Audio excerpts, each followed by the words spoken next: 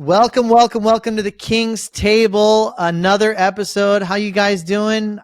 Today I have with us Sage Mike Ayala. What's up, Mikey? How you doing, brother?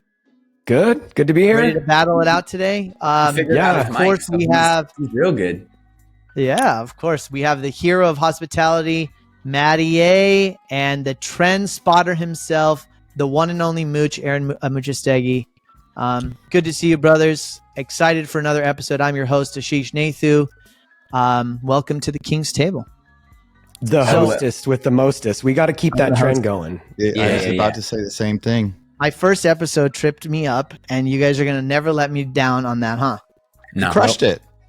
Yeah. So we have some really good issue processing topics today. I think you guys are going to get a lot of good value from this episode. We are going to talk a lot about how we think about strategy, partnerships, decisions on when to pivot your business, when to know when you should wait, when to walk away from a deal, when to go after an opportunity, when should you wait, when you should look at analytics. We have a lot of fun, good, relevant topics that we're going to go through today. And maybe we'll start with partnerships as a topic. And I'm going to kind of kick us off here and we can start the conversation. You know, I think partnerships is a touchy subject for a lot of people. And I think people look at partnerships as very binary in that you either are in partnerships that you accept or you're unhappy with, or you completely avoid partnerships because you think they're bad and that you want freedom. And I think there's this like school of thought that there's no middle ground and it either has to be all in or all out.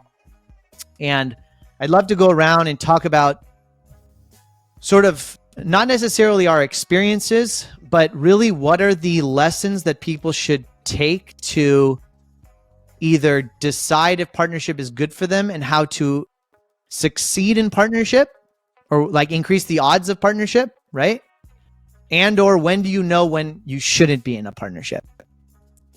Love it. Because and I also think that there is circumstances and there's a good blend for all of it within a portfolio of your life. You don't have to always be by yourself. You don't always have to be in partnership. So I'd love to kind of start out with that. Mikey, you and I have talked about this openly. So I'm going to kind of start with you and let you lead us on the journey. Go ahead, brother. Well, so my main two businesses in my life have had partners in them. And I used to say, you know, if two partners have the same strength, one of them's not needed. So really when I'm thinking about a partnership, it's really like, you know, I think a lot of times people get into partnerships because they like somebody. Like we just start having a conversation, we get along well, and we jump into a partnership. But I think that people should be considering partnerships only from the lens of strengths and what do we bring to the table? Not because we want to hang out, not because we like drinking on Friday nights. I mean, I like a ton of people. It doesn't mean that I'm going to go into partnership with them. So, you know, I'm looking at partnerships from that standpoint, and that's how I've always looked at it in the past. But recently, and Karen and I've spent a lot of time talking about this the last year, I think an even better filter than the strength that the partner brings to the table is, are you a values alignment? Because what I've realized, even in my current partnership, I love my partner to death.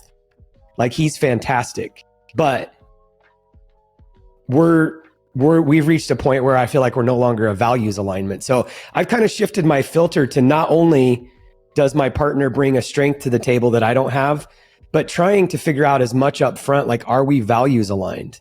Because I think the two partnerships that I've been in, and again, I'm still great friends and love my first business partner too, but our values we're no longer in alignment. And it took me a while to figure that out. So those are kind of my, you know, two filters that I would throw out the gate that I've learned in business partnership. And I'll say lastly, I love partners. I will continue to have partners in business as long as it fits those two filters, because man, it's so much better to do life not alone. So anyway, that's my 2 cents. Mooch. Let me see if I can reset my little stopwatch back here. Put it on myself. I figured out you need that, brother. Go ahead. I need that for me, right? Yeah. No, you can see I can see it. I can see it in my reflection. I figured out the secret to partnerships. I have had so many different partnerships. I've partnered with family. I've partnered with like siblings and cousins. I've partnered with friends. I've partnered with people I didn't know. I've partnered with like people that I wanted to have closer friendships with because it was going to help me become closer to them. And the only partnership that works for me long term is somebody that I actually am not friends with. Somebody that I don't hang out with, someone that I don't do social stuff with. I've had partners that we like go on trips and go around the world and like do all sorts of fun stuff, or ones that we hang out at parties. My best partner, like the longest standing partnership that's been the most profitable, is we say, how are your kids? How's this? Like every conversation starts with the 30-second check-in on that. And then we're business. And the reason that's awesome is because we don't take shit personal. Like, we just don't take it personal. Like, there's so much, because what's going to make us make a bad decision in life? Emotions, right? Like intense emotions of stuff. So when I was doing partnerships with family, something that went bad at a barbecue could affect your next $1 million business decision. Something that went, or someone's making more money than somebody else. And when you go on family trips together, then it impacts who's buying what, who's paying for dinner, who's the boss, who's not. Even then when Kalina worked with me. So what's great is and when I really realized I was working with a new partner, now there was different things I had to do to make sure the partner was performing. Because when there's non-performance versus performance, the other cool thing about not being friends with someone and there's non-performance, you can say, here's the deal. Here's an ultimatum for us to continue this partnership. If you can do it, great. If not, no big deal. The other benefit was I have a lot of different businesses. He has a lot of different businesses. If we were like friends and like I went and go and like bought a deal without him, he would instantly get his feelings hurt. Why are you doing stuff without me? We're partners. We have a real estate business. Why would you ever buy a duplex without including me? And I would say the same thing to him. Why would you ever do this land deal without me? Why would you ever do business with somebody else without me? But because we're not friends, it makes it to where we don't take stuff personal. So I can do my own stuff. He can do his. And when we're in our business, we're focused on it. And after like probably 9 or 10 different partnerships, that's been my absolute secret. You cannot be friends with your partner. That's probably going to be controversial. You guys probably might not agree, but I think every time people start partnerships with people that they're really, really close to, it's like a divorce. It's like a bad breakup. I think that's pretty pretty spot on. That's pretty spot on. But I want to challenge the thought just for a second to see, because I think a lot of people are they're filling a void in something by partnering with something they like. You're saying that the partnership is really based on profit or business success and not much else. It's filling that purpose instead of filling some other purpose. Does that make sense? Yeah. Well, maybe like belonging or trust, or they're filling some other void instead of like, I just need to build a business that generates me income. Anything beyond that, I can fill in something else. So you've been able to really divide that. I think people fall in the trap of, well, I'm not feeling that sort of loyalty, trust within my boss or within my employee structure. So I'm going to go look for friends that we could do something together and fill that cup. So speak to that a little bit, because I'm sure that's the trap that people fall into. Yeah. I don't know if you remember a few weeks ago, we talked about like, could you travel the world and focus on your kids and your family and like give your family 100% and also grow your business 100%? And my answer back then was there's always a choice. When you say yes to one thing, you're saying no to another. And I think you can probably have a successful business and be friends with the person.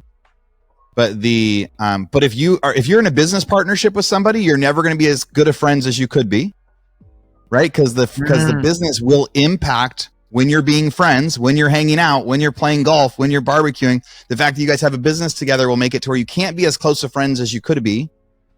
And in the same sense, like your business won't get as big as it could be if the friendship part of it affects, like if you care about somebody, you're not going to hurt their feelings. You're not necessarily going to say what's hard. Like how many times have you not fired somebody because you cared about them? Right. And so anyway, yes, I think that it depends on what you're looking for in a business partnership. If you're like, hey, I'm semi-retired, I'm bored, I kind of want to start this new business. Like if Mike and I wanted to go start like a boat rental business because we're like, hey, like we wanted to do something like that, we could. Like we won't get rich on it. It won't like go through the moon or anything like that, but it could be a thing that we do now and then together, right? Like so if you're looking for like purpose. Yeah. It just depends on what sort of partnership you're looking for. But if you're trying to grow a giant business, It's really hard. Like, again, you can't have both. Like if you're friends and partners, you're never gonna have the friendship that you could, or you're never gonna have the business that you could if you were one or the other. Maddie? I mean, before I give my answer to that, I think it's an interesting point, because I'm trying to think about, because I kind of do agree with Mooch in that context. But then the other side of me questions, well, why can't you have both? Who says you can't have both? And that's where my mind goes. And so I'm like, well, what business partners have been insanely successful in the world that actually are friends? And, when you think about longevity of partnerships, I'm trying to think of some, like, who are legit big companies or big founders or big CEOs that have partnerships that kind of were birthed out of quality friendships. I'm trying to think. Does anything come to mind for you guys? Yeah, Charlie Munger. I mean, those were Charlie Munger and Buffett were like the only ones that came to mind, but like, were they really that close of friends? I don't think they were. I think they became friends through partnership, but they had kind of, and I'll go ahead. What were you going to say, Mike? Well, I just think that I do know one, the Hobby Lobby family, which I can kind of give the ins and outs if you want, but the entire family is not the entire family, but a big part of the family is in the business, and they've created structure around it. So I think that, because I'm sitting here thinking about this, and I think just as many businesses have failed with bad partnerships that weren't family as you can say it's family, or friends for that matter. So I'm just wondering if the question is really around, relationship, friends, family, et cetera, versus, is it possible to have a good business with family, with friends, if you set the right parameters and ground rules and have those conversations going into it? And I think the answer is yes. I think it's yes. Yeah, that was going to be my backdoor comment, right? Which was, I think it's not an either or answer, in my opinion. I think it comes back to setting, at least from my partnerships that have not, panned out. And mind you, some have ended on really great terms, and most all have, and then only really one not on good terms. And when I think about it, it was around alignment, like you guys said, on values. I think is probably the number one filter and foundation of successful partnerships and or failed partnerships. And then I think expectations. Like, I know a couple people that come to mind where certain partners are doing way more in the business and are working way more hours. They're making the same money and they're both 50-50. But because they have such clear expectations on who's doing what and what value that equates to in the business, they're okay with it. One guy's working 20 hours a week in the business, another guy's working 80, but they're totally cool with it because they're aligned on values and they're aligned on the expectations of what each person is required to do in that partnership. So I actually did a podcast on this, like, it was really after my failed partnership, because I started going through and thinking about a lot of the experiences that I had, my learning lessons. Where's my DNA in this? Where did I fail? Where can I get better going forward? And I think there's tons of pros of having partnerships. Like, when you really think about quality partnerships and 1 + 1 = 10, that's where partnerships can be really, really great, really fun, really lucrative. And you get people to share in the workload, right? You guys have this collaborative environment of experiences and ideas. You can obviously share in the risk, you can share in the upside. But at the same time, I think it really comes back to those key things, which is expectations, alignment on values. And I also think alignment on vision, alignment on mission, because those are key things that elevate and enhance success in an organization. And I think the last piece of it is if you have good quality expectations and clear expectations and you're aligned on all of those things that are important, the last piece I would say is both parties having a healthy engagement and relationship with accountability in their organization. Because that, when people show up to accountability in that capacity, all it does is elevate the game. There's nowhere to hide. People have to show up and do what they said they were going to do based on those expectations and values. And I think that's what leads to good partnerships. And I also know that's what's led to maybe some downfalls of really good partnerships or opportunities. And Maddie, I know I'm trying to oversimplify it a little bit, but take your, like, I don't know, your worst 2 or 3 partnerships. Yep. Were they acquaintances? Were they friends, or were they good friends? All of them were, I would say, good friends. Yeah. It's same with me. All my worst stuff, people that were super, super close to me. And so I think even though it's oversimplifying and with the right expectations, there can be exceptions to. How about you, like Mikey? Like, do you have like a failed partnership, and was it somebody that you were close to before? Like your biggest failure in a partnership? Yeah, both of my partnerships, which I'm in one right now.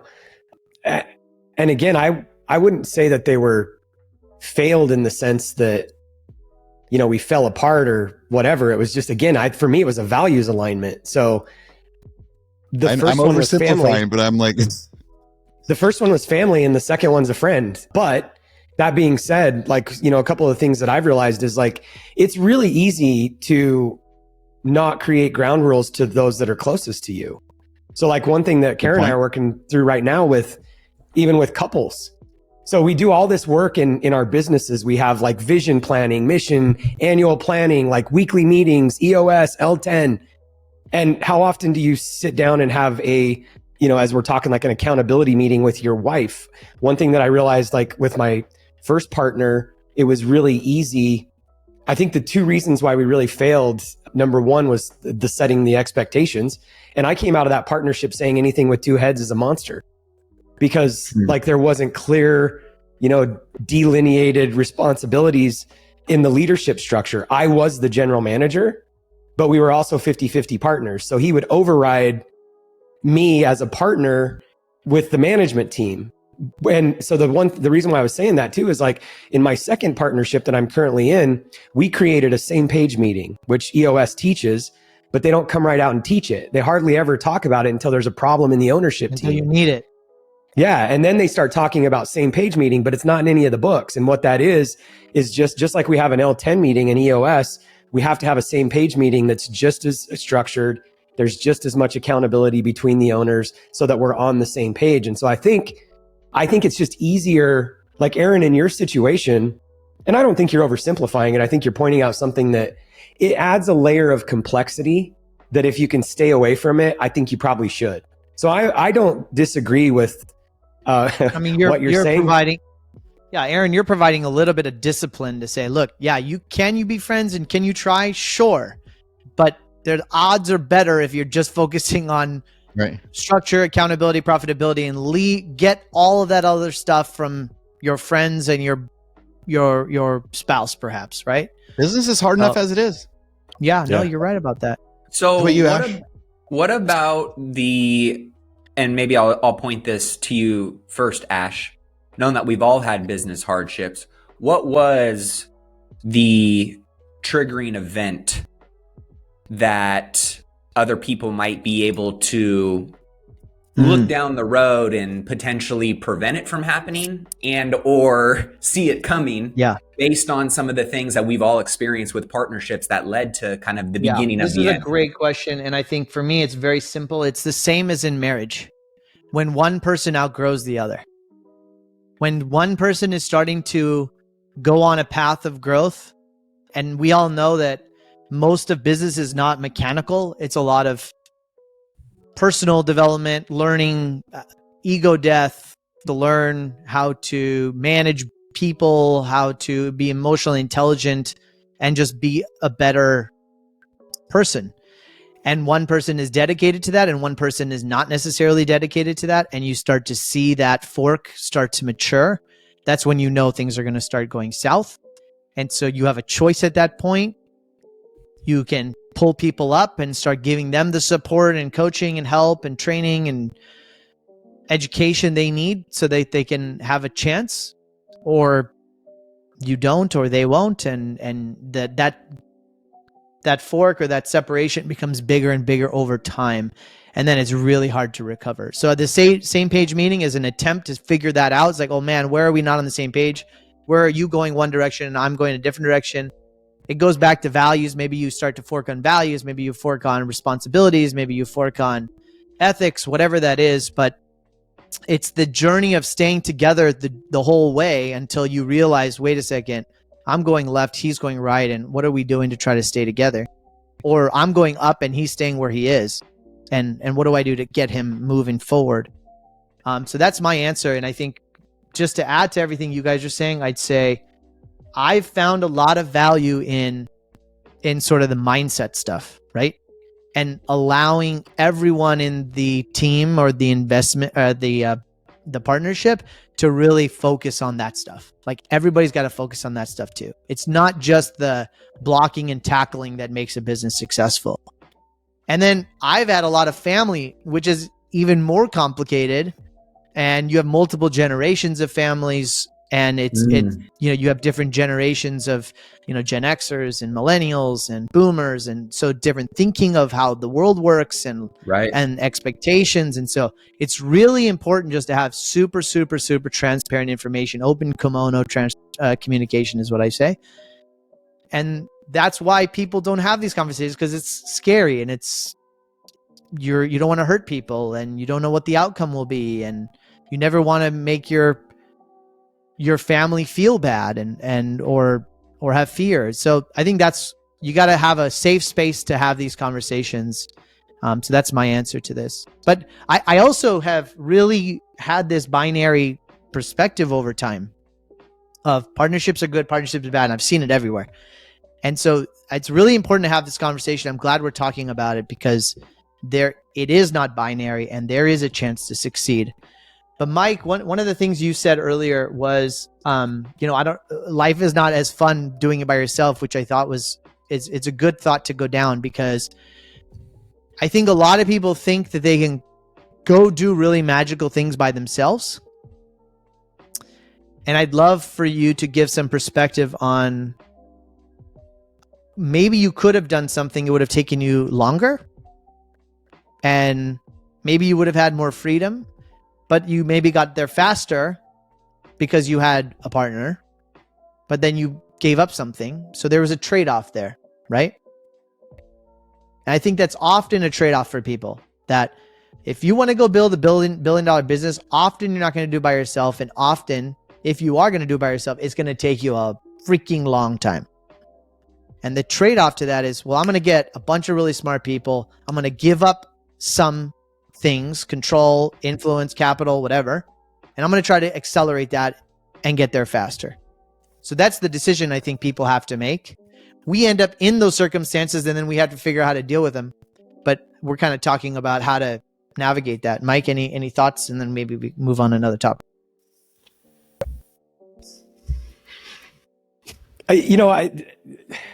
So I've been thinking about this a lot lately, and I know it gets a little bit more complex, and depending on where the audience is at, I've been thinking more about, like, in future partnerships, whenever possible, structure a partnership that is not like 50-50, or even, here, I was talking with Matt King about this yesterday. We were texting about it.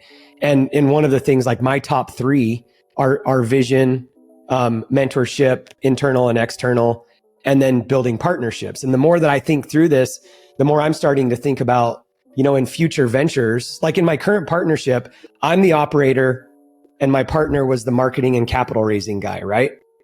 So in future partnerships, I'm starting to think, as I've learned, and again, I don't want to make it overly complex, but it's actually pretty simple. We just don't know it until we experience it. So in future things, when I think about building partnerships, like when I go buy HVAC companies, can I just create, since I'm an operator, can I just create the HVAC entity and then find my capital partner and just have a general partnership at the top that they own 40% of and I own 60% of. And you know what, if we don't want to do any more deals together, we don't have to. I have the operating entity, they have the capital entity. We've done a couple deals together. If we decide not to do any more, great. So I would encourage the audience, whether, you've never done a partnership or you're, on number 4, like, how can we create structured partnerships that are easy to get out of? And I actually asked Kim Perrell, she wrote a book. I can't remember the name of her book, but she's had multiple, like, $200+ million exits. And I was asking her and her husband, we were in a small mastermind group in Miami, I said, hey, how do you guys deal with partnerships? And it was just kind of fresh on my mind because I was just kind of thinking about, this was like 2 years ago, thinking about exiting the current partnership or what that looked like to unwind it. And she literally said, we flip a coin. Like they put it in their operating agreement that if they have a disagreement that they can't resolve, they flip a coin. And she's like, this has been after spending like tens of millions of dollars on legal battles with partnerships. She's like, and I thought this was interesting. She said, if I can't get comfortable with the person that's across from me agreeing to flip a coin in a disagreement, then I shouldn't move forward. And I was like, That's a good. Yeah, I don't know. So if I back like to Aaron's, like, idea, but simplifying it. That's a good point. Yeah. yeah, back to Aaron simplifying it, like that. It wasn't, I don't think it's really about like actually flipping the coin for her. It's like, Right. if they can't get comfortable, Yeah. like knowing that they would agree to flip a coin to get out of this thing, then they're not moving forward. And I was like, wow, that was, I think just, pausing and calmly reflecting on, do I want to move forward with this person? Right. If there's a 50% chance that at any time we're going to go with their idea instead of mine, even if I'm okay with that. two little things I just wanted to add to that, like advice for people. Like advice for people as they're thinking about businesses, and even Ash, you're talking about when the business has changed because people are in different pages. I don't think anybody cares about being on a different page until the business starts having complications, right? Mhm. When we're No, printing money. I disagree with that. Okay. You're saying in terms of when the business is suffering. Well, just when it changes. Whenever it's like starting to make a little bit less money, or when it's not growing. I think you can experience forks in the roads even when you're making a lot of money. In fact, it's on both sides. When you lose money, you start seeing forks. When you make a lot of money, you start seeing forks, because their behavior changes based on the circumstance. Just because you're making a lot of money doesn't mean that everything is as expected. Because when you're making money, people are like, oh, damn, we're making money. I didn't even think that was possible. Now what am I going to do? And so you see different behaviors. I'm like, hey, we're making money. I'm going to stay out of his lane. I'm like, hey, I'm making money. I don't care what he's doing on the weekends. But if we start making less, I'm like, okay, let's start cutting together. But I totally get your point. So maybe I just look at stuff different. But I've been in plenty of bad ones. Best advice that was ever given to me, like if you are going to, I love the coin toss one. Maybe that's going to become the new one. But should always be 51-49. And the 51 should always be the person that's worth more money, because they're the one that's going to get taken after if there's ever a lawsuit or anything else. It's really simple to go like, no, it's 51-49, because if someone's going to be a target in this, I'm going to be the target instead, because I have more assets than you. So that part's like the real simple. But then every business agreement, you should know that like 90% of them end up in like a business breakup, divorce that like isn't cordial.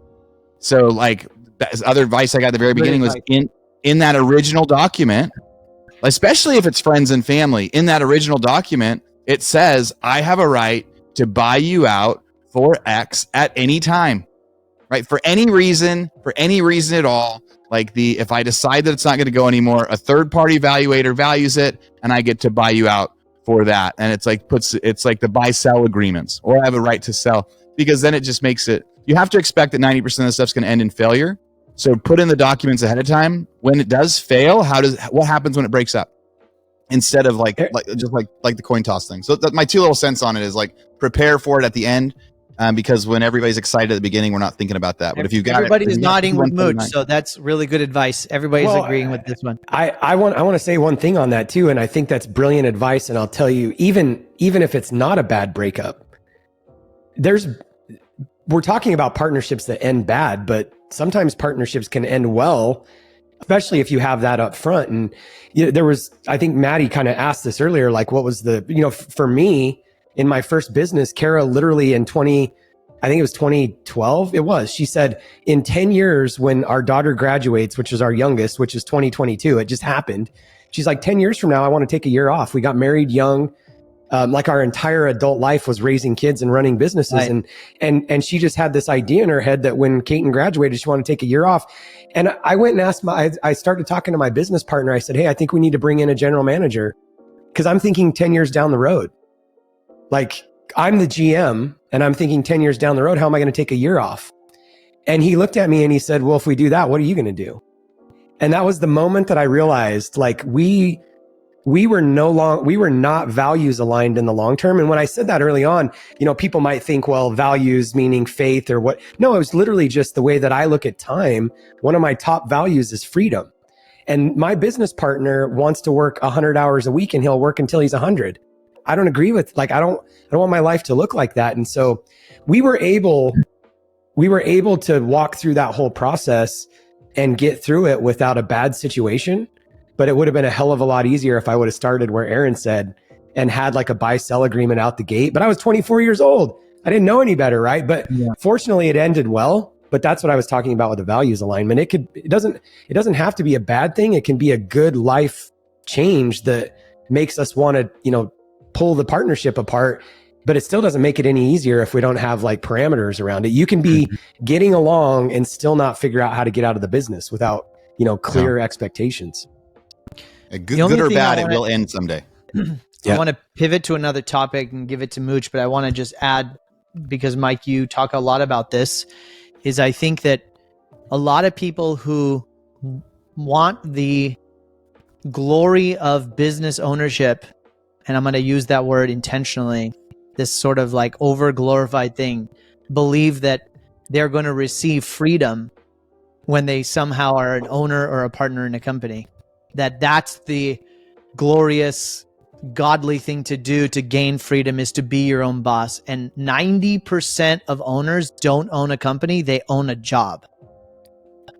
And that's the difference between what you experienced and your partner experienced, is that you were not interested in owning a job. You were interested in owning a company to provide you freedom.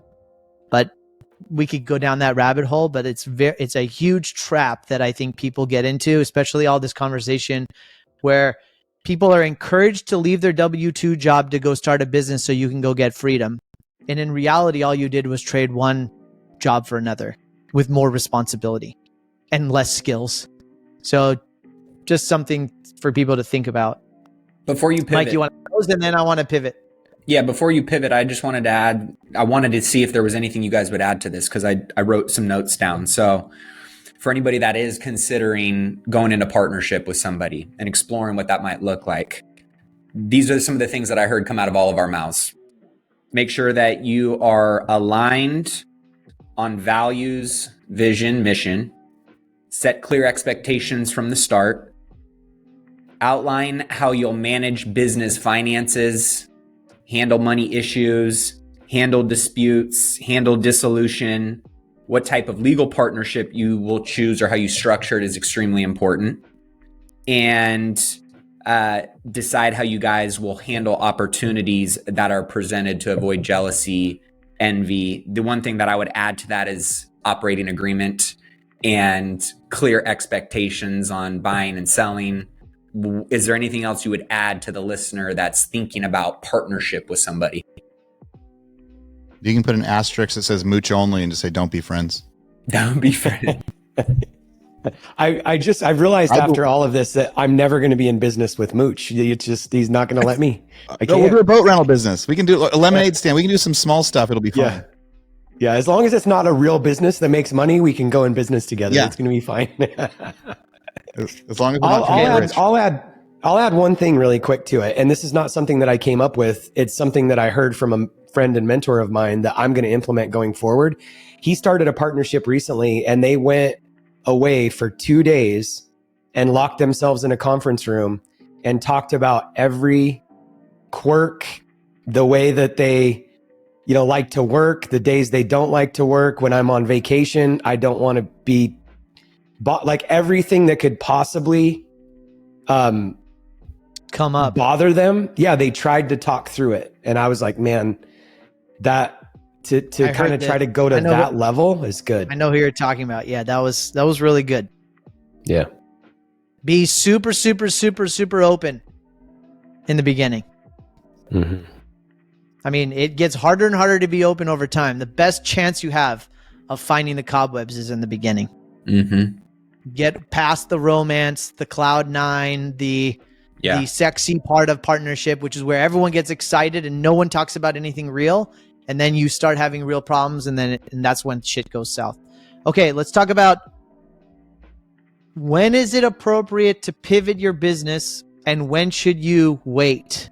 When should you look for signals and be patient and wait? So Mooch so kindly has volunteered a really quality issue to process today. So Mooch, Yeah. we're putting you on the spot. As Let's dig into it. fixing my stopwatch. I feel bad because one of your other questions on the partnership was like, when do partnerships actually go well?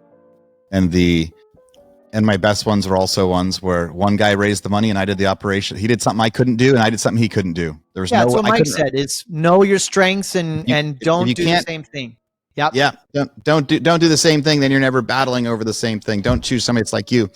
All right. So last week when we're talking, I'm coming to a realization that I do plenty well in my rentals. I do plenty well in my software companies, but I'm not doing as well as I was doing a couple years ago. I shared with you guys offline, like, hey, 75% decrease in my income from 2021 to 2023. Still, no one would feel sorry for me about my 2023.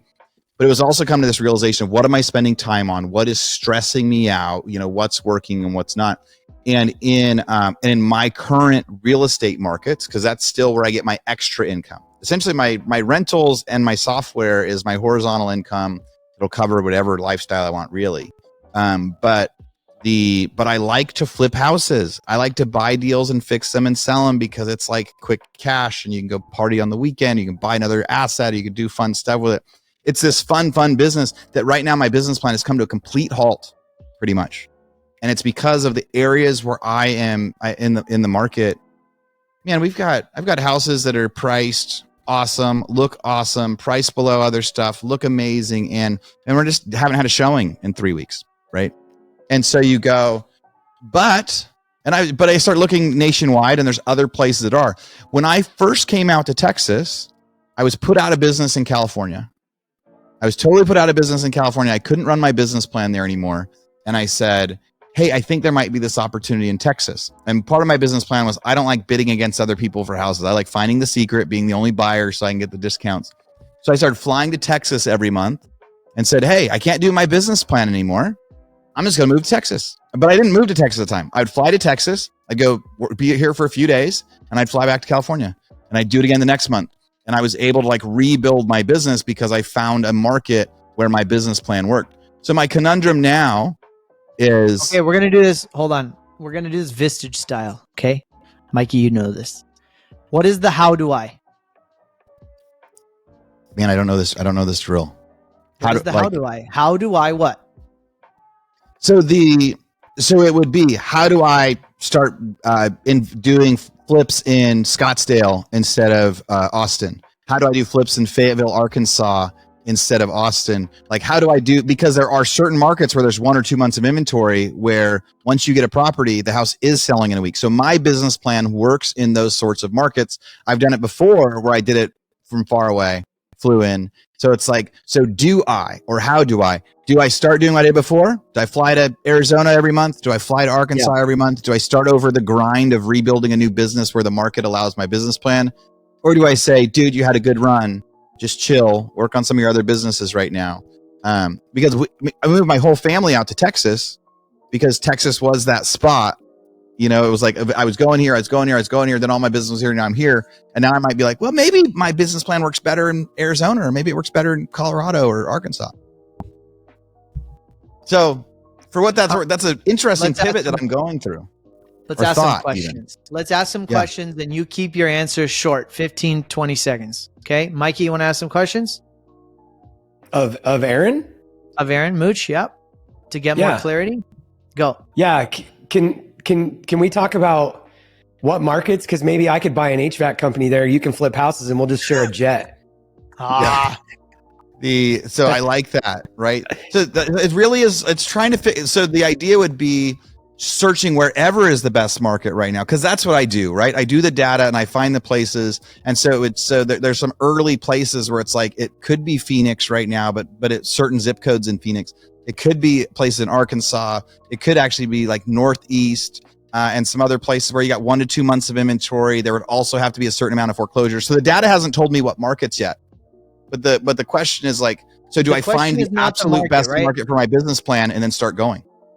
Yeah, the question is not really what market, right? You know that better than anybody. That the question is if I find the market. Or Yeah, when do you? maybe you find it, maybe you don't. Or But the when question do you is not take that leap of faith, or do you pause? Yeah. The question is why am I still interested in this vertical income business? Is the time benefit still worth it? Regardless of geography. And if it is, yes, then the market is just you're better at determining the trend than anyone else. That's why you're called the trend spotter. So nobody's going to tell you where the trend is. You know that analytically better than anyone. The pivot you're trying to ask yourself is really like, do I go down another? Do I swing again? Do I look for another runway, or do I not? And why? Right? Is that what we're talking about? Do I go do it again? And do I go do it again, or do I chill? Like, because part of in some of the rough markets, it's like, no, just chill. Wait a couple years, or wait a year, or wait until the opportunity comes. And when the opportunity comes, take it. And so that's one option: sit back and chill. And the other is going, well, there are certain markets where the opportunity is now. So do I want to do it? But the question, yes, the biggest question is the opportunity worth it right now? And is it me saying like, hey, don't be a whiner and give up? If I was broke right now. I was going to say, right? Your circumstances are dictating your decisions right now. If you didn't have your net worth and horizontal income and the safety nets that you have, you'd be scrapping and clawing. There would be no, I'm going to shut it down and go back and find a job mentality. Right. So have I become a little bit weaker? Maybe I'm just being a little bit weaker now, maybe a little bit more meager. Like but because I also want to be giving people the advice that they should be doing based on where they are in their world. Okay, I'm gonna stretch this a little bit, and I'm gonna dig, and you can tell me if I'm going too far. Okay, Mooch? Let's do it. But where in your life did you experience that you have to keep going and you have to make more money even if you don't need to? What are you afraid of losing? There are toys that I want to buy that I can't buy right now. Nah, we know that's not what it is. Come on. No, that's part of it. Yeah, that's part of it. But you can buy the toys you want to buy now. So there is the experience of going so I've never not been going hard, right? So it's always needing something to fill the time with. And I talk about so I could just golf all the time. I could surf all the time. I could just do hobbies all the time right now. And I don't know what causes me to say hey, but is that actually playing it too safe?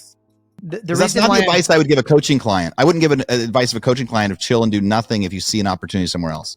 Well, yeah, I feel like all of us could relate to that, right? Like at the end of the day, all of us could stop and be hobbyists for the rest of our lives if we wanted to. And yet there's some ember burning within all of us that is requiring a daily gust of wind to go and do something purposeful and impactful and challenging. And to me, it's not material possessions. Sounds like some of the stuff for you is you want toys, and I'm sure toys equal experiences and some of that kind of stuff. But to me, it's not. I don't need to own or buy certain toys. I'll rent that shit, or I got Mooch for that. I got rich friends. I got Mooch for that, right? But I do think that it's an interesting discussion, right? Because I think for a lot of people, I was hearing there was a guy. His name's Adam Weitzman. He's multi-billionaire. His dad started a trash company in New York, and then obviously, a generation later, he's got a multi-billion-dollar trash, waste management company. Join the mob. And yeah, well, probably that too. But one of the things that he said the other day that I thought was really, really interesting, he's like, I've gotten fucking soft. He's like, what? The amount of money that I have has made me soft, and I'm getting back to my roots. I'm getting back to my scrappiness. I'm getting back to my grind. I'm getting back to the grind because that's when I feel the most alive. That's when I'm making the best decisions. That's when I'm making the biggest impact on people. And I thought that was interesting, right? So you get to a point where can money continue to drive and inspire the best in you every single day? I don't, at least for me, that doesn't resonate at a really high level. So this is why I want us to talk about this really openly, because a lot of our audience talks about vertical and horizontal income, and there is this expectation that once you solve the horizontal problem, that these things can start to happen. So, Mooch, you have solved the horizontal problem, and yet Yeah. you still have this desire to keep going, and perhaps it is, I don't think it is, but perhaps it is to buy toys, but there is a meaning attached to it. And so I'm trying to ask you to dig, to share the meaning for people. Is what is the business mean? What is the meaning that it gives you to then go chase or go to look? It's not the toys, it's the meaning behind the toys. Well, there's What a is that? success versus failure feeling for sure, right? Like the way that we keep score, right? The way that I keep score, Yeah. it's like winning or losing in business. Like I'm very proud of the times I went to zero and had to rebuild myself, right? And now I get to knock on wood and say I'll never go back to zero and have to rebuild myself. But it doesn't feel good to have years of, a couple million in correction, right? It doesn't feel good to be like, it doesn't feel good to have major change. And whether it's $100,000 and then I remember when I was making $120,000 a year and I got cut to $65,000 as a salary, right? So like to put it in everybody's perspective, Yeah, like it's just not fun or most of the agents out there right now making half the amount of money they were making before, or mortgage brokers going from making 400 grand a year to now they got to go, like maybe they're going to sell cars and be making 75 grand a year. That is not a fun experience. And so so I think any one of those people, even if they were sitting back on savings, they would go like, well, hey, some of my self-worth is in that other stuff. Or some of my pride comes from going like, nothing can stop me. No market can stop me. And so it's this so there's a lot of stuff in there, Ash, but it's saying like, hey, is it smart is it just a smart business decision to sit back and wait for the next thing and not start jumping on planes anymore and not start doing a whole bunch of other stuff? Or is that playing it too safe and too soft? Because if there is opportunity to make money, like I feel like I should. Mikey, you're itching at the bit here. Go. Ugh, put me in. No, sorry. I can tell. Yeah, well, it's just interesting too, and I love that Aaron brought this up because, like, if you look backwards, and Maddie kind of pointed this out, like when you came here being the trend spotter, you are now like anchored firmly in one of the best economies in the country, which is also where some of your challenges exist, right? And so, I know you already know that, but it's like if you want to continue that trend, like you saw this coming and you're here and you anchored in it and you won, but you're not going to win like you won here anytime soon. I mean, when you look at the stats on Texas and where Texas is going, and I mean, if you want to continue the wins, you have to do what you're saying. And I know you already know that, but it's kind of like the real question for us, and I'll shift this. So when we think about like horizontal and vertical, and as I was listening to this, your horizontal is fine. Horizontal is a safety thing. The whole reason that we all started wanting passive income is so that, when you're talking about going from 125K to 75K, whether it's a mortgage broker or somebody in a W-2 job or a business owner, when I was running my business, which I call my flywheel, it's like the thing that was spinning off the cash. I started investing in property because I started thinking to myself, 20, 30 years from now, when I retire, I need that additional income. That's like a safety net thing for me. What naturally happens though, people like want to trade in their hamster wheel for what I call the flywheel. But then it's like, there's this natural progression where, we start thinking our passive income gets to a point where it's like, we either get comfortable and we start living off of it and we lose that drive that you're talking about, which I think this is the real problem. And I've been in a season, I feel like I've wasted some years. And at the end of the day, I think I brought this up a couple episodes ago. I've really wrestled with it and I don't feel like I actually wasted it because I was present with my kids and, we had some good years, but man, the kids are out of the house and I'm like, I'm ready to grind again. Like I'm ready to go. But finding that, like that drive that was in me, like it's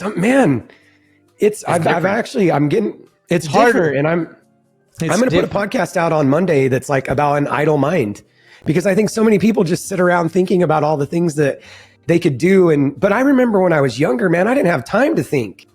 It was like, Yeah.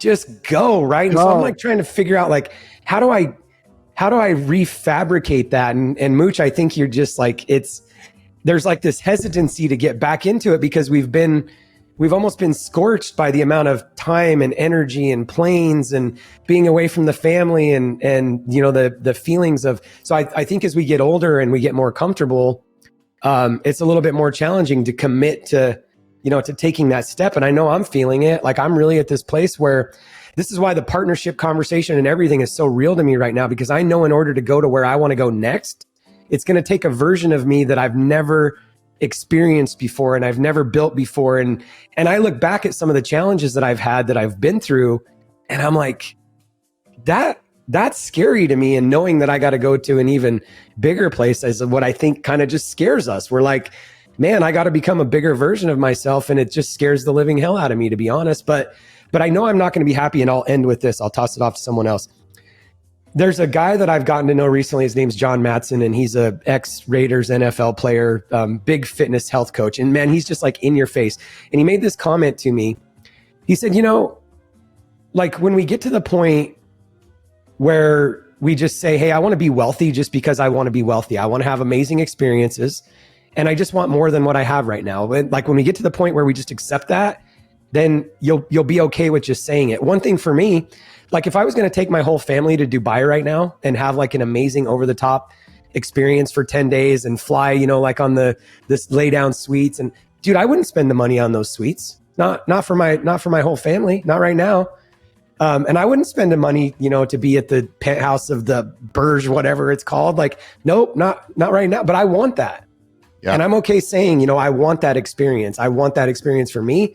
I want it for my family. But what the health coach said, and this is what really shifted it for me. We get to a point where we're comfortable saying it about wealth and making money. Kinda, like we still don't want to say it to everyone. But he also made the comment, he's like, even with health, like we lie to ourselves and we say, well, I want to be around when, you know, when I'm 100 and see my grandkids. And that might be part of it. But he's like, if you're not lying to yourself, you just want to look really freaking good on the boat, or you want to look really good on the beach, or when you're having sex with your wife, like you want her to be attracted to you. Get specific is what you're saying. We don't say it. We don't say it because we like dance around the issues. And so I think, Mooch, back to, I'm so resonating with what you're saying, because there's two things for me. I want to make a shit ton more money in life because I don't have everything I want. The experience is included, as Maddie would say. Like and even like Aaron, you and I went to Ariel BVI with some friends. I want to rent that island and take my whole family there. And then the 100%. next week have Kara's family fly in. I'm not at a place where I can do that. And so, yeah, I want to make a shit ton more money I want to make a shit ton more money. But the other side that's really challenging for me is like, I know I'm going to have to become a better version of me, and work really freaking hard for it. And I like, sometimes I just don't want to. That's real. Right. Marie and I are joking around right now. We want a third kid, and both of us are like, we don't want to fucking do all the work that goes into that shit. That's a lot of work. But I think, right, it's like picking do you want the outcome that bad? You figure out a way to metamorphosize yourself and your life and your skills and your mindset to go and become whatever it is that gets that, right?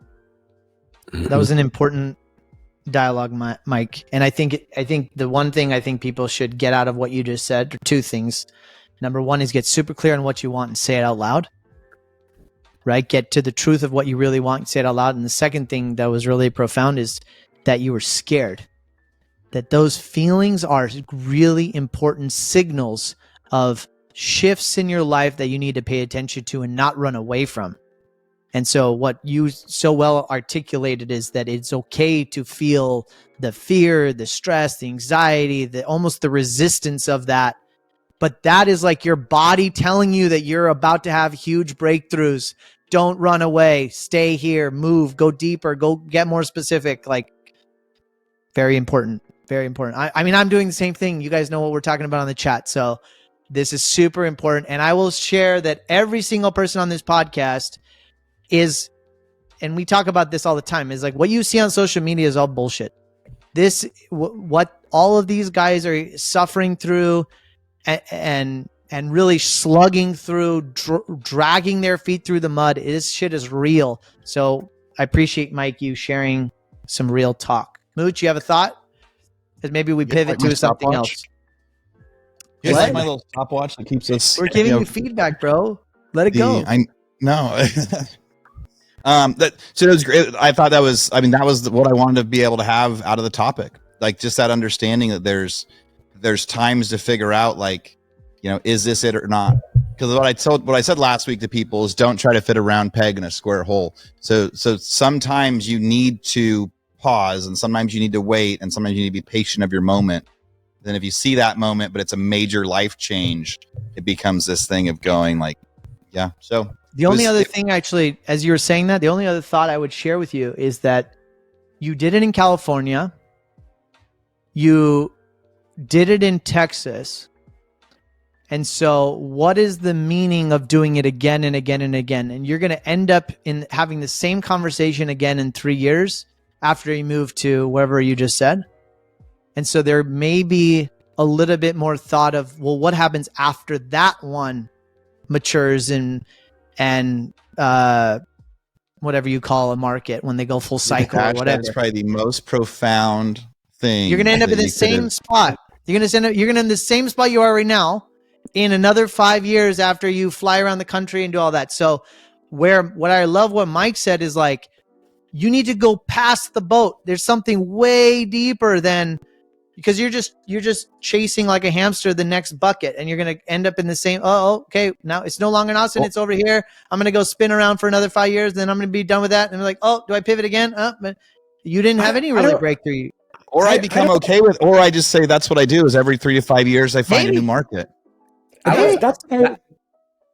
Go ahead, Maddie. I was just going to say, that was my point. It was, you said it earlier. Aaron, you're saying it right now. If you're so convicted on your own truth and what it is that you believe is best for you and your life and your goals, and you're at the root of, like, it's not a facade answer, but like you've done the work to get clarity on why you're doing what you're doing and the purpose behind it, and it is what you want to do, and that is your truth. Who fucking cares if I say, Aaron, you're chasing something, man. Why are you going after all this extra stuff, right? Or the guy that says he wants to be a billionaire. Why are you going after being a billionaire? Why do you need more? Da-da-da-da-da, right?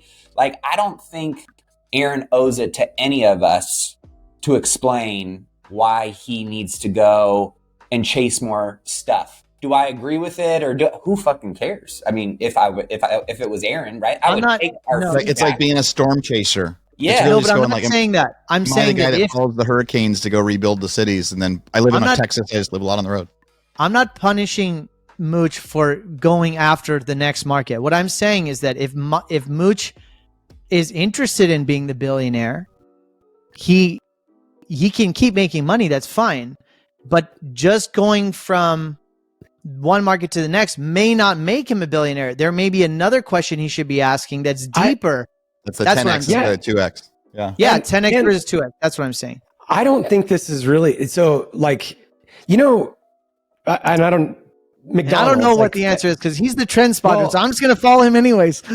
I think what you just said is the key to this. Like, sometimes our superpower and our greatest gifting is the thing that we come to despise, and I don't think it has anything to do with possessions and everything else. Like, Aaron could stop whenever he wants, but the reality is, like, his gift, the thing that I'm seeing through this is, like, when we think about, like, there's all these things as real estate investors, when we see McDonald's coming in, or when you see like these certain Costco's going to put something somewhere, like, you should invest there. You should put, if a hospital's getting built, you should put an apartment there.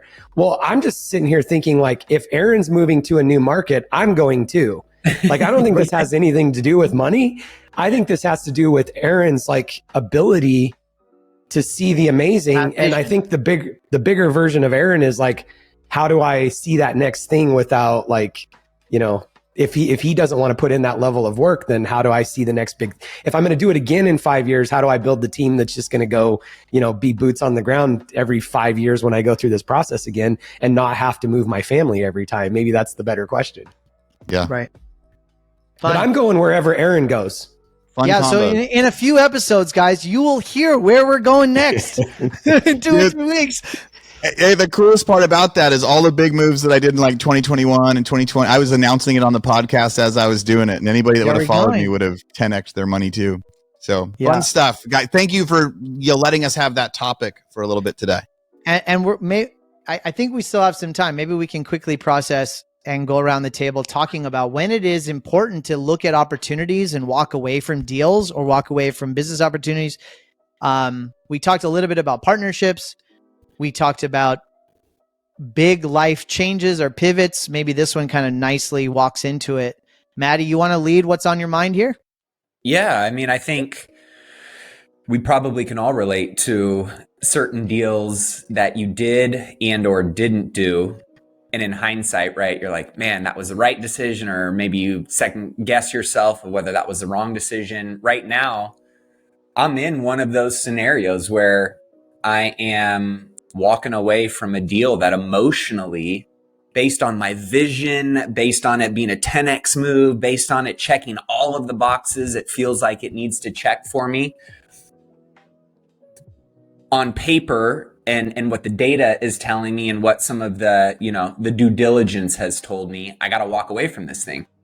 So it's been challenging because I'm walking away from about, 50K of inspections and consultants and, time and money and my team and flights and all kinds of stuff. Right. But at the same time, it's gotten to a point now where all of the things I know I need to have in place to be a financially prudent decision, that I'm mitigating my risk, that I feel like, is aligned with all of the things that we need to be in line to go and, spend $8 million on an asset is not there. And it's been really challenging for me, to be honest. I've been in this push-pull mental battle. I feel like one side is like Rocky, the other side is Apollo. And I'm like, no, you can figure this out. Push your way through. This is your big moment, right? Stay here. You're uncomfortable. All of this. And then at the other side, I'm like, but the numbers are saying this. And there's still these things that are really unclear that could totally screw X, Y, and Z up. And so I've been in this push and pull, debate for myself where it could still be a good deal. I could still find a way to create a scenario and a circumstance and a story in my head and a plan to support it still being a good deal. But it could also end up being a really high paying job that is actually a 2X move. And the 10X move might be right around the corner, that because I made this tough and challenging decision, even though emotionally I want to go all in on this thing, there's something in my gut that's telling me I shouldn't. And that might be the test that I need to pass in order to get this next big opportunity that's right around the corner, based on all these things I've learned, all these new disciplines and skills I've gained over time that have proven to me and to maybe the universe or God or whatever you believe in, that there's this next opportunity right around the corner for me. And I've been struggling with that because I could technically move forward with this deal.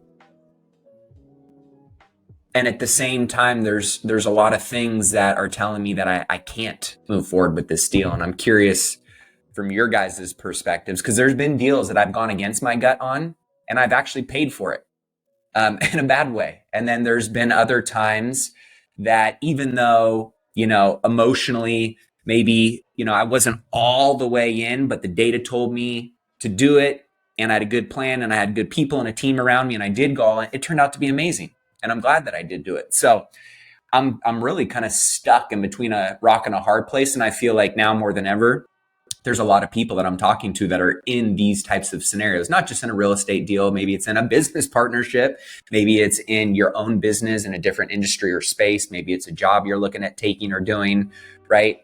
And this decision matrix of like when to move the needle forward, or kind of going back to this discussion we've having of like, when do you pause and how do you make that decision not to do something? And sometimes not doing something is even more powerful than going and taking action on something.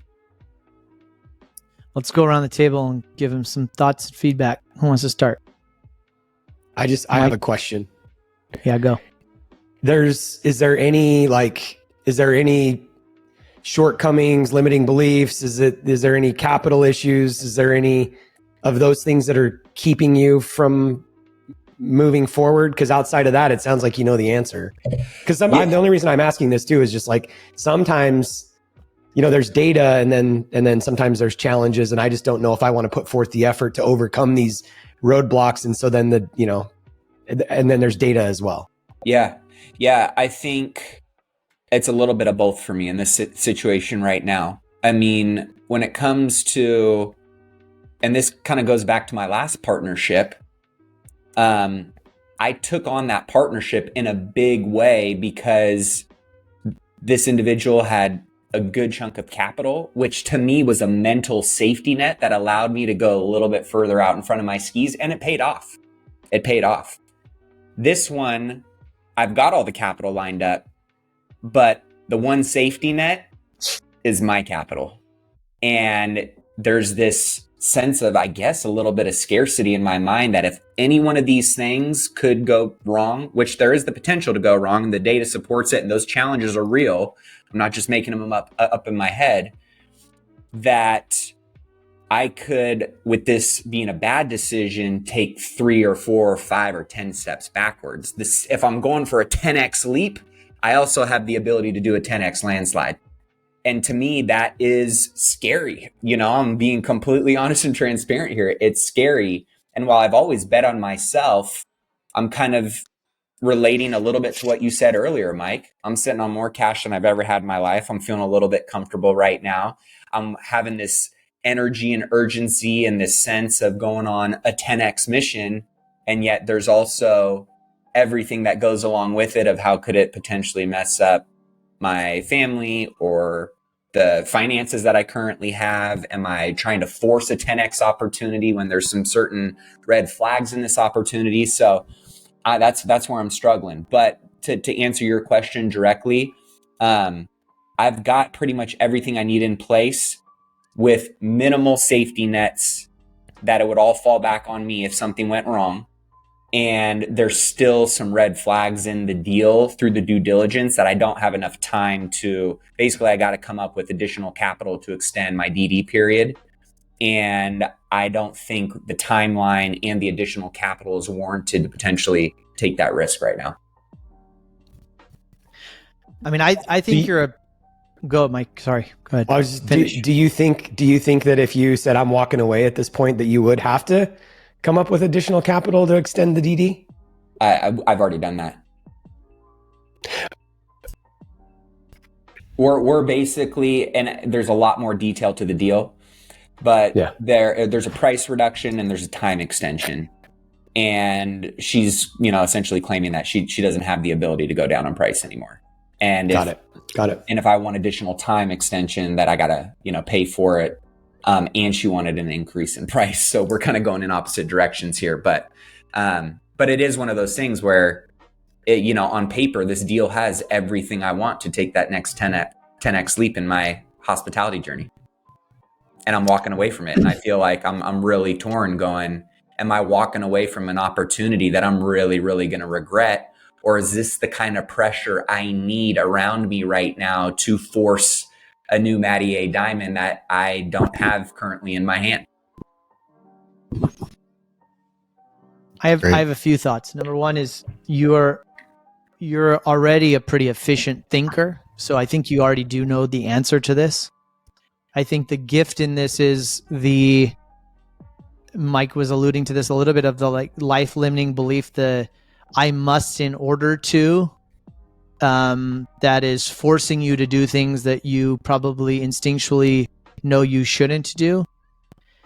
I also feel like real estate is a fun category, and you guys can comment on this more than I can, that, there are times where you have headwinds and there's times where you have tailwind. And right now you probably, and if you've listened to the last few weeks, there's probably more headwind than less.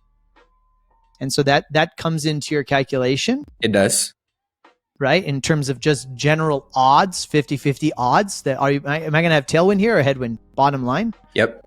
And the third thing is, and again, I think you guys can answer this better than I can, is there a false premise that this is the deal that it's going to be? And there's no other deal that exists that can accomplish what I'm trying to do. I think in real estate, that's sort of maybe a farce. Again, I'm looking for you guys to give clarity on this. But I'm sure that that's a trap for people, that I look at an asset, this is the only asset that I can build this type of wealth with. Now, when you're talking about a business with a bit like a product or an invention or a technology or something, maybe that is 1 in 3 or 1 in 10 that exists in the world that you're like, I have to bet on this because if I don't bet on this, I may never ever get another chance. And this is the right time, looking at headwinds, looking at tailwind. But how much of this is sort of your own storytelling? And again, you are an efficient thinker, but that could be your trap. Is that like, am I convincing myself that this is the deal?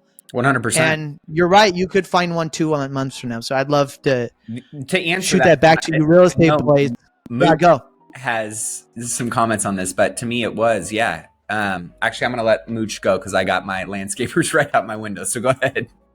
I got a list. I got a list of stuff I wanted to say. But actually, that's a really good point, right? For a non-real estate guy, I've got a list of my experience stuff, and then maybe some digging items on it. Like, are you bummed about walking away from your 50K more than you are about losing a big deal, or is it, or like, because 50K isn't small, it's not nothing to lose, and is it like almost like, so is your deal of wanting to keep party you wants to keep going because it's the deal of the century, party wants to keep going because you don't want to lose your 50K and feel like you walked away? Does that matter at all?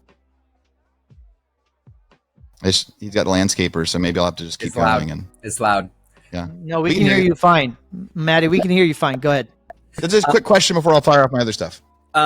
Re-say the question because I couldn't even hear it. So right now you're like walking away from 50 grand, and I hate walking away from earnest money on stuff. So is part of the reason to want to go forward to not lose the 50 grand, or is it just, sorry. So it doesn't matter. No. Cool. And I'm not going forward because it's not the 50K. And to go back to, your point, the emotional side of me is like, this deal fits all of the things that I want in an asset. This is going to be the asset that I take my hospitality career to the next level in, and I build my brand to that next level in. And, it adds a line on my resume that people go, oh my gosh, right? So there's that ego and emotional side of me.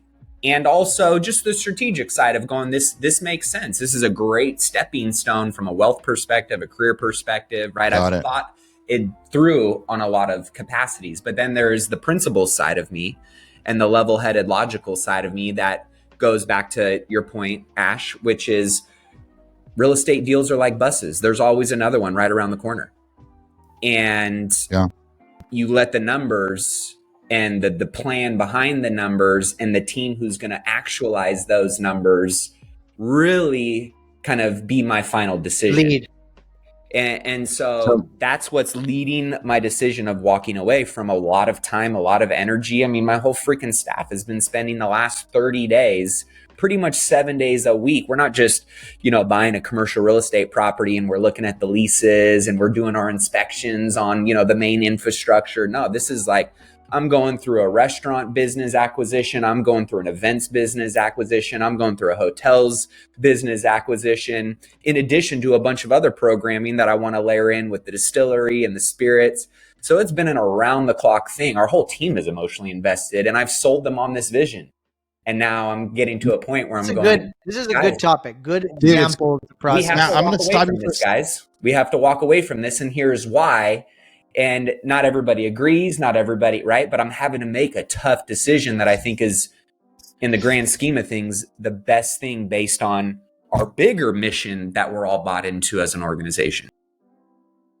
Dude, Maddie, the coolest thing is you've leveled up into a different part of development. Like this is big boy development stuff where it's not abnormal to spend 50, 100 or 200 grand to find out that it's not a good deal. Yeah. People like, I remember when we were looking at buying oil fields, a few years ago, we were putting together a little, and me and one of the guys that you guys know, we were partnering on buying these. And the guy that we were hiring, he's like, cool. So every time we get one in escrow, we spend 100 to 150 grand, and we're only going to buy like one of the 6.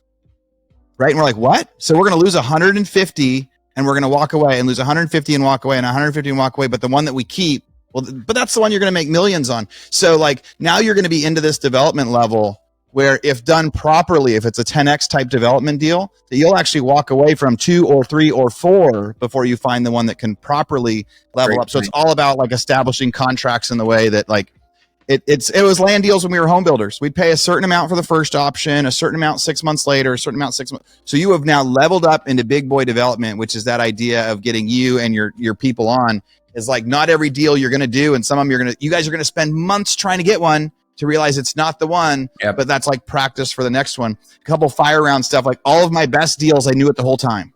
Like I've had deals that were like iffy that I took risks on that turned out okay.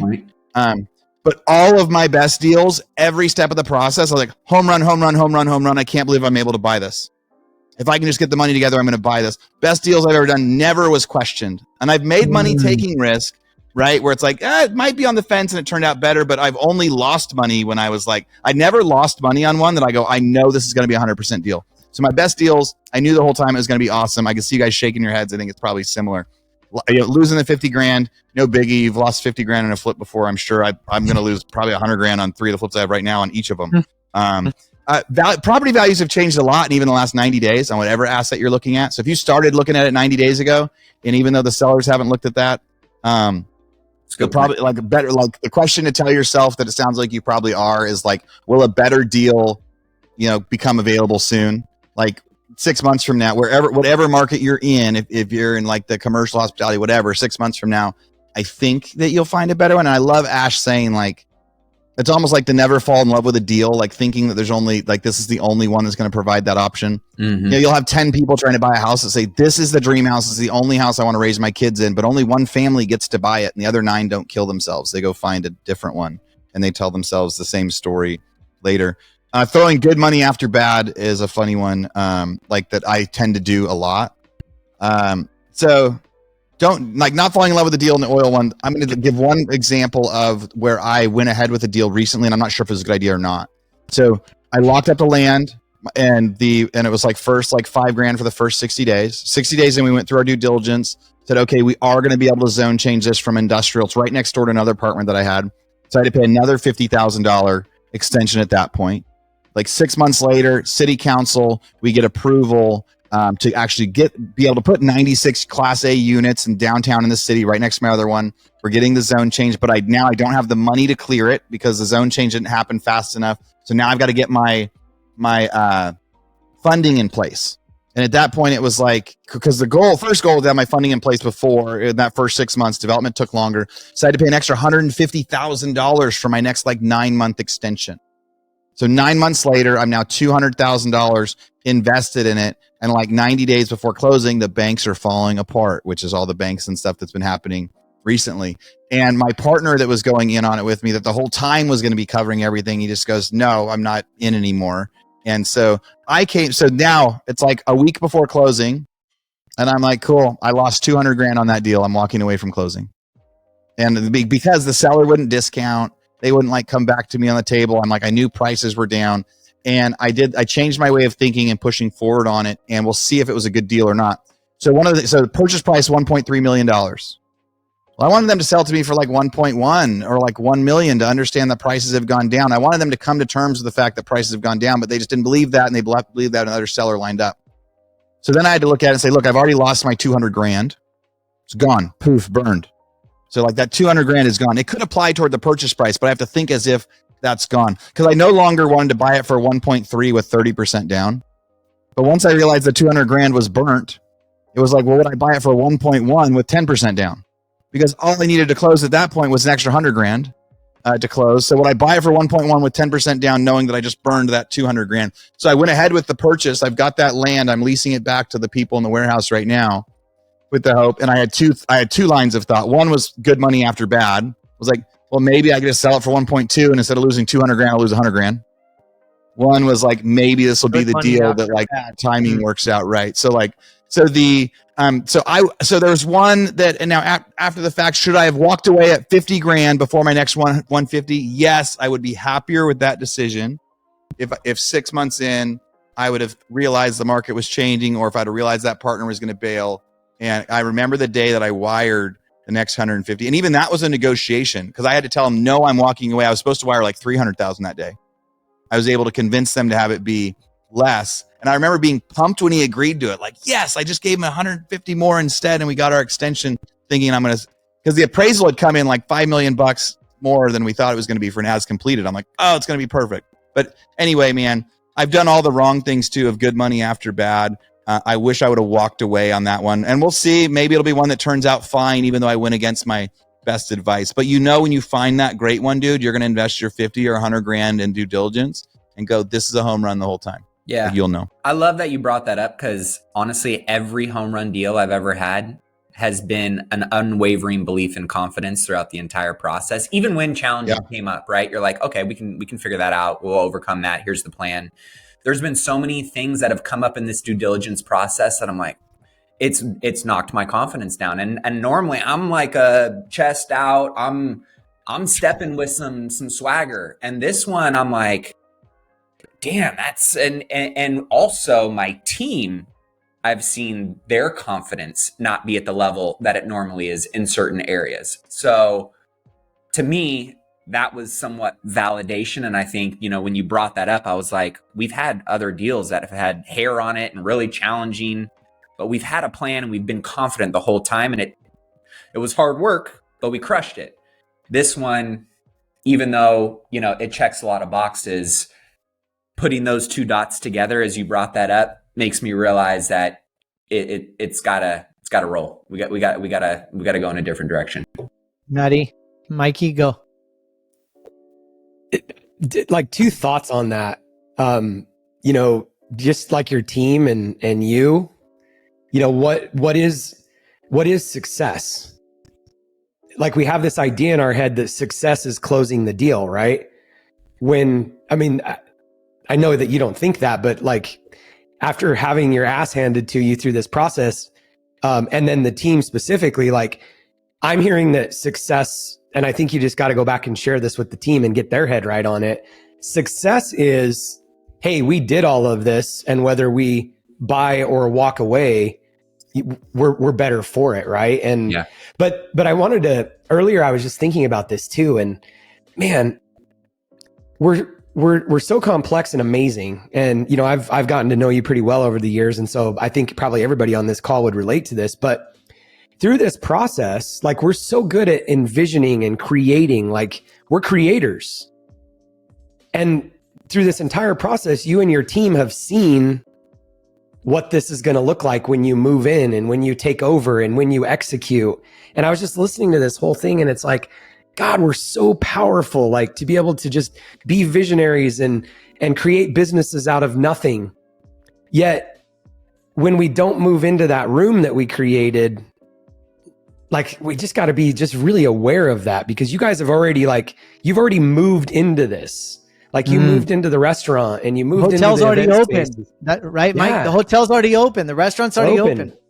Yeah. And so, but I'll just, like, I'll stop with this. Like, I'm just realizing, listening to this, such a valuable takeaway for me, because success is not whether I close or don't close. Like, success is, as Aaron said, like, we grew through the process. Like, we became a bigger version of us. But I think sometimes in our linear mind, we've already moved into the building, and the team thinks in their head that success is closing. And that's not necessarily the case. Success could be walking away from the deal. It's true in real estate, and it's true in any business, that you should never fall in love with your product. But the visioning is incredibly helpful, because it gives you the strength when everything else doesn't make sense. The numbers don't make sense. There's obstacles, there's headwinds. You so believe in that vision.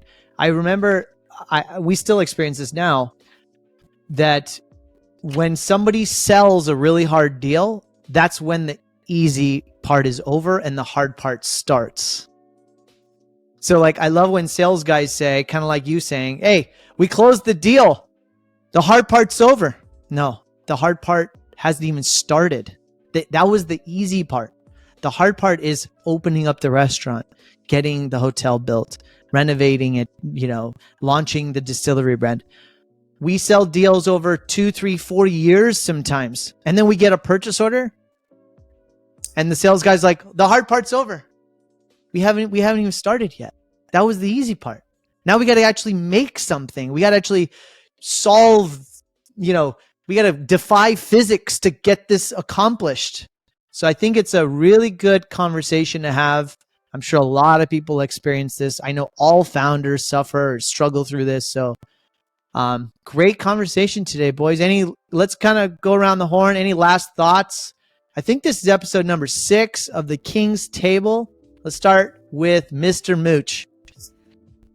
Or let's finish with Mr. Mooch. Go. Yeah. Yeah. My last thought's a really quick, easy one.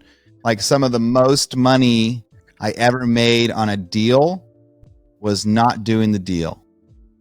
Right? Like, just actually like walking away. And then, so one of the oil fields that we almost bought ended up just tanking, and we would have lost like $1 million probably over like a 6-9 month period. And me and my buddy, we will talk about it being the best deal we ever did was not doing that deal. Right. So sometimes you got to walk away from the deal, or walk away from the idea, or walk away from the pivot, or walk away from transferring markets. So sometimes walking away will make you way more money than any deal you will ever buy. So anyway, I love it. And you said this earlier, right, Maddie, too, is that be careful in buying a job, because the time allocation of that is also a lost opportunity. Mikey, final thoughts? Well, you kind of said this at the end, and this is probably a conversation for the next time, but sometimes the easy part is the sales process. And then the real work begins. I think we should talk about that next time. Cause my thing was like sales or operations, we'll go into it next time, but just thinking through, Maddie's situation and everything, like, sometimes when we're this far into it, it's like, man, we've put so much work into it, but we've just really just started, man. It's just scratching the surface. The only other thought that I had, Maddie, is like the state that this deal's in, like, I don't know, worst case, you had to move there and you'd save a bunch of money on taxes. So maybe you should factor that in. Trust me, that's been a thought.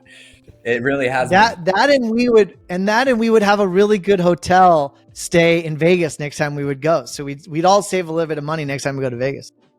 The King's Table Conference 2024. You didn't tell me it was in Vegas, Maddie. It's my whole advice would have changed. Yeah, I was going to say, Mooch is changing his advice now. Yeah. Okay, Maddie. Awesome time, guys. Final thoughts, Maddie. Go. My final thoughts is to the point of what Mike said, and I feel this in my heart and for my team, and I have communicated this to them, is and this is, I think, a metaphorical, mantra for life as well, which is, it's not about the destination. It's who you become on the road to getting to where you want to get to. And even oftentimes the destination is completely different than, where you put in the GPS in the first place. But I know what I am most proud about, and I think what many people should consider too, is not measuring their happiness or their definition of success based on the outcome, more so on doing what you needed to do in order to level up in that process with 100% effort and with the right intention and attitude, and just I'm okay with the outcome as emotionally as it like still is bothering me, and I might feel differently about this in 5 or 10 years down the road. I feel so proud and so great about the effort and the intention and the attitude that our team showed up with every single day. And even though, as Mike said, right, many people might measure success as us closing the deal, which I would in some capacity, I think I'm more proud about all of us elevating our game through the process and getting to a point where we can say, we can't move forward with this deal. We got to walk away from this deal.